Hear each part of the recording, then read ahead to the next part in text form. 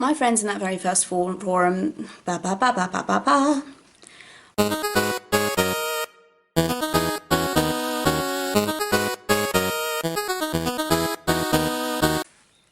Hello and welcome to NerdCurve, your number one resource for all things geeky. We're probably not your number one. Do we even get a number yet? Today's topic from me to you is fandoms. You are going to be agreeing with what I'm saying, and the other half are either going to click away from my face as fast as you can because you have no idea, or I'm going to end up offending you with some of my opinions. But don't worry, they are just opinions, they don't mean anything. Please don't leave forever. Now, I've been in and out of fandoms for about 12 years, so since I was about 12 years old. My first fandom was Pirates of the Caribbean. I spent a lot of my time squeeing over Captain Jack Sparrow and not entirely understanding why I was so attached to him. Of course, now I look back and I know that the internet ruined all my innocence in terms of getting crushes on fictional characters. Because that's what the internet does, it ruins your innocence forever.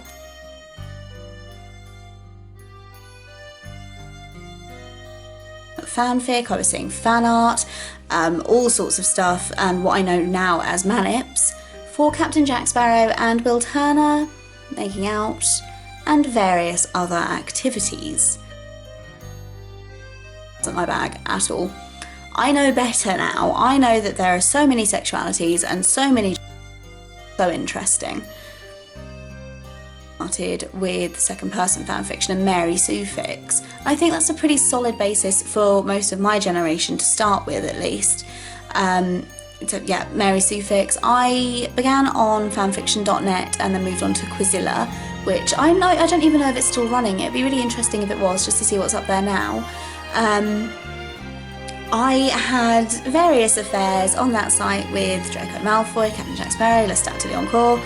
And of course, because it was Quizilla, and if any of you used Quizilla when you were yay high, when about 12 years ago, you'll know that a lot of the work on there was original stuff that was still had you as a narrator and as a main character. So I also had many affairs with angels and demons and vampires, and I think it probably influenced the way that I see stories now, especially romance. I'm not a huge fan of supernatural romance, I'll be completely honest, it's not my sort of thing at all. But there are people who probably read that stuff on Quizilla 12 years ago and who love it now, and that's brilliant because it just opens up more fandoms.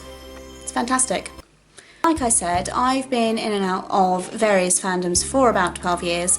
From Pirates of the Caribbean, I moved on to the terrifying wilds of fandom. And it was around this time that I joined my first forum and my first real community as part of a fandom, which was newfanfiction.tk, also known as Forsaken Angel, on pro boards, and I met a lot of people there. So many people, and we were all sort of around the same age. We were all really geeky, we liked the same sort of music. For example, my first fandom band was My Chemical Romance. Yeah, I was one of those kids. I don't know if you can tell from the emo hair and the black clothing and the general aura of misery that I exude. They were my favourite band for about 6 years, and through that I got my first /ship, my first aesthetic, and I used to cry to their music all the time and avoid studying for my GCSEs. And that was at least 3 years of my life. My Chemical Romance moved on to various other bands, Panic! At the Disco, Fall Out Boy. Even had a brief stint in the Jonas Brothers fandom, which began with Joe Jonas's hair and ended with Nick Jonas being in Les Mis, which does lead me on to the shitstorm that is the Les Mis fandom. And they're all wonderful people, they're all so clever and so lovely. But if you don't ship what they ship, it's possible that you'll be hounded. I don't mean that in a bad way, it's just people feeling passionate about things and wanting to get their opinions out there, much the same as I'm doing now. But yeah, especially in fandoms like Les Mis, slightly clever fandoms with really clever original work. Well, the original work is quite wordy and quite clever and over 1,000 pages long, and most of it's talking about the Paris sewer system. Thanks Victor Hugo, cheers for that, it's so good. Love reading about sewage. For example, the characters are just fantastical enough in Les Mis for you to fixate on them really strongly, and they will influence your everyday decisions. We don't talk about the great student protest of 2012 where I wasn't allowed to leave the street to pee or to eat. None of us were. It was terrible, it was awful, and I'd never do it again, even though it was a good thing to do. I met some great people and read fantastic theories, fantastic meta, fantastic fic, but as I said, if you don't ship the ship that is popular, you'll either be hounded or you'll be completely left out, and that's absolutely fine, but it's maybe not the best fandom to start with, especially not alone. But it's you know, it's the same with any sort of small fandom that gets big really, really quickly because a new movie has come out or anything like that. We should be nice to new fans, we should be kind to them. They're the ones that will keep us going. They'll offer new material, they'll offer new theories, new headcanons, and that's all brilliant. It's this creative hub that's so important on the internet, especially now with so many of us looking at doing something creative for the rest of our lives. For example, me sitting here in front of a camera talking to you guys, I wouldn't be doing this if it wasn't for the people that I've met through things like the laggiest fandom or the forum that I was on. I would literally not be doing this. I'd probably be working in a bank somewhere making a lot of money. Thanks guys. For example, stuff like Super Hulock, where the fandoms merge and become this support net. It's fantastic, it's brilliant, but it's not a personal offence if, for example, I don't want to see Valjean and Javert making out. I don't want to see them sucking face. It's not something that appeals to me, it's never appealed to me, but if it appeals to you and if that's what, you know, makes you happy, then that's fantastic, because that is the entire point. Fandom isn't personal unless you make it so. I am painting the worst picture of fandoms and fandomites here. Don't listen to me. The bottom line really is that fandom is an escape. It's supposed to be used as something to distract you from real life, whatever your worries, whatever your stresses, whatever you're upset about. It's supposed to be a place where you can go and take a break and read some amazing fic and look at amazing fan art and connect with these people that have something in common with you that you might not get in real life. And that is the point. That's the point of the internet, surely. It's not just for scientists and mathematicians and what have you anymore. It is for everyone, and that is the attitude that we should take. For example, you wouldn't go up to someone in the street and yell at them for wearing the wrong colour shoes. If you would, you're a bit of a dickhead. So don't do that. Just be nice to people, and the same rules apply for fandoms, especially on sites like Tumblr where it's so easy to do something anonymously and then not think about it. Don't send anon hate. Well, for one thing, it's cowardly. For another thing, you don't know what that person might be going through. So what if they made a stupid post? So what if you don't agree with them? It's not going to affect you long term. Just leave them alone. These pockets of community that are called fandoms, they're supposed to be a place where everyone looks out for each other. So please just take that away from this video. If you don't take anything else, don't take anything else away, because the rest of it was stupid compared to the moral that you should just be nice. You all like the same thing. It doesn't matter if it's different ships, or I don't know if you heard that rumble. I really hope that you didn't, because it was really weird. They're a distraction from real life, stuff like GCSEs, and I passed one of my GCSEs, in case you were wondering. I got a C in English. I'm a friggin' genius. I know.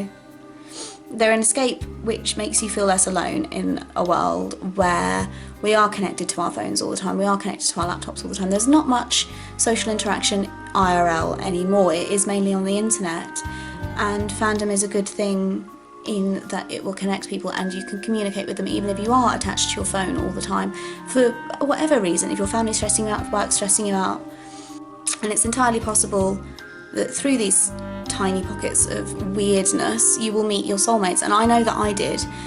From, for example, the forum that I was a part of, my first proper community, I met some of my best friends, and again, I was such a socially awkward teenager at 14 that I wouldn't have dreamt of doing anything like this, any YouTube channel, anything where I had to put myself out there that people might look at me. I wouldn't do it. So without them encouraging me and loving me unconditionally for 12 years, I wouldn't be doing this. So thanks guys. If you're watching this, please like this video and subscribe. I know a couple of you already have, but it would mean the world to me if you'd still support me after 12 years. My friends in that very first forum changed my life and changed the way that I am and changed who I am and what I think about and how I think about it. And I'm sure that your fandom friends do the same for you. Your fandom might change, your internet home might change. Right now it's Tumblr, 5 years ago it was LiveJournal, before that it was MySpace. That might change, and that's fine, because you're still changing and you're still growing and I'm still growing and changing, and it all change. It's constant movement and fluidity, and that's brilliant.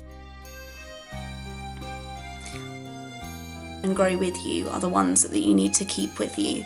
Don't listen to these people that are willing to send you messages telling you that you suck, or that your OTP is wrong, or that your writing is bad, because that's not constructive. You just need to keep doing what you want to do, as long as you're not hurting anyone else, and as long as you're enjoying what you're doing, and it's creative and it's not harmful, and it's not something for you to be ashamed of. Nothing that you do on the internet, as long as it's creating something, it's something new that wasn't out there before, that's brilliant. It's something that fandom really offers. And I know that a lot of you are going to be watching this either going, what the hell are you talking about, Nikki? You're completely wrong.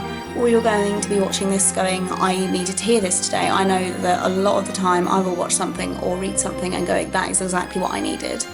I hope that I can do that for you with this video and with the future ones that I do. So that is it from me. I hope you remember that I love you very much, and that you need to stay safe on the internet and off the internet. Of my face, or of Lily's face, or our faces smushed together. Please subscribe to the channel, like this video, comment in the downstairs bit, the pockets. Tell me what your first fandom was, how old you were when you discovered your first fandom.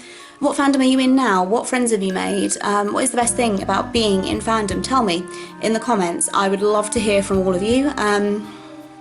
Yeah.